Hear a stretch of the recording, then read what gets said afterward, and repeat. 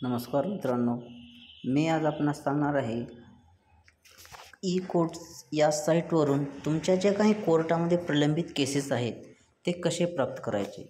त्यासाठी सर्वप्रथम प्ले स्टोअरमध्ये जाऊन ई कोर्ट्स हे जे ॲप आहे हे आपण डाउनलोड करून घेणे। ई कोर्ट सर्व्हिसेस हे ॲप डाउनलोड केल्यानंतर आपल्याला जे काही तुमचे केसेस पेंडिंग आहेत पूर्ण भारतामध्ये अथवा तुम्ही ज्या महाराष्ट्रात राहत असेल तर तुम्ही महाराष्ट्रातल्या कोणत्याही जिल्ह्यामध्ये किंवा महाराष्ट्राच्या कोणत्याही जिल्ह्यातील तालुक्यातील जे केसेस आहेत त्याची माहिती कशी प्राप्त करायची। त्यासाठी सर्वप्रथम ई कोर्ट आपण डाउनलोड करणे।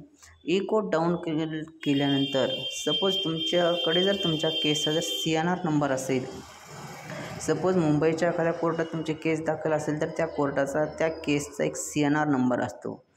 तो तुमच्याकडे जर अवेलेबल असेल तर ह्या CNR नंबरमध्ये तुम्ही जर तो नंबर जर मेन्शन केला आणि तर सर्चवर क्लिक केलं तर ती केस ॲटोमॅटिक तुमचीच केस ओपन होते, दुसरी कुठल्याही अदर केसेस ओपन होत नाही।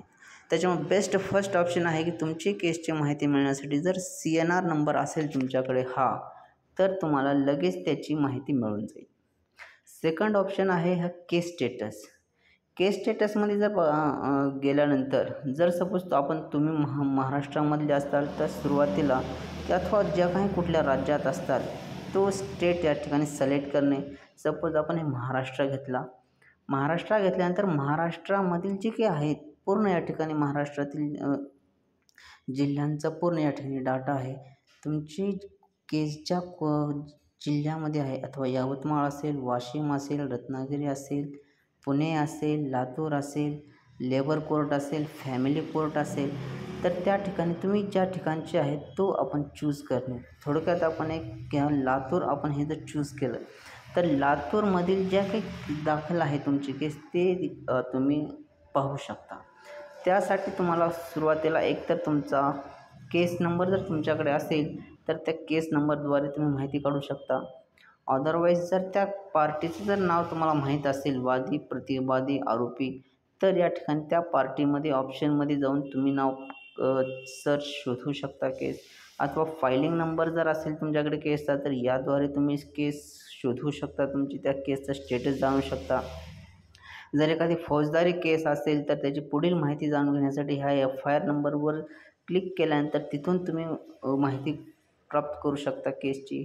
अथवा तुमचे जे कोणी ॲडव्होकेट आहेत त्या ॲडव्होकेटचं जर नाव मेन्शन केलं तर त्या ठिकाणी तुमच्या केसची डिटेल्स तुम्हाला मिळू शकतात। अथवा ते ॲक्ट कोणत्या कायद्याअंतर्गत तुमची केस आहे ते जर ॲक्ट माहीत असेल तर ह्याद्वारे तुम्ही केसची माहिती घेऊ शकता। तसेच या ठिकाणी केस स्टेट टाईप जो आहे या ठिकाणी केस तुमची कोणत्या प्रकारची आहे ते जर ह्या ठिकाणी क्लिक करून तिथून माहिती घेऊ शकता। कॅवेटबद्दल सेमच आहे प्री ट्रायल ॲप्लिकेशन। तर सर्वप्रथम आपण पार्टी नेम या ठिकाणी थोडक्यात मी आपणास सांगतो। पार्टी नेम लातूर जिल्हा जर पकडला तर लातूरमध्ये अहमदपूर आहे, उदगीर आहे, रेणापूर, देवणी, निलंगा, लातूर, औसा, चाकूर। तर आपण लातूर घेतलं या ठिकाणी पार्टी म्हणून सपोज आपण इन्शुरन्स जर हेट केलं आणि वर्ष कोणत्या वर्षातली केस आहे 2025 तर अशा प्रकारचा एक चार्ट एकूण लातूर जिल्ह्यात 185 केसेस आहेत इन्शुरन्सच्या। तर थोडक्यात ह्या अशा प्रकारे आपल्याला माहिती मिळू शकते।